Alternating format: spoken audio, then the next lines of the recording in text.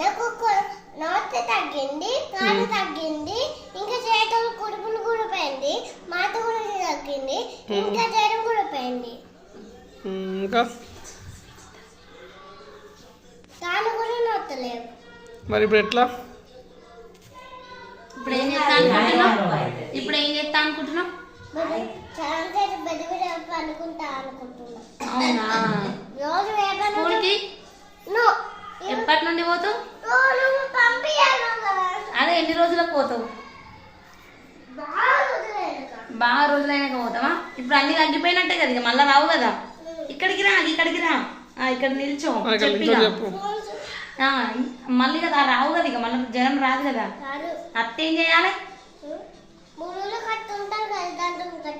ముళ్ళుల కట్టు తొడగొట్టాలా? ఎట్లుంటది అది? ముళ్ళుల కట్టు ఏడ దొరుకుతుంది మరి నీకు తెలుసా? అవునా? ఎవరిని పంపించాలి మరి తెచ్చేందుకు?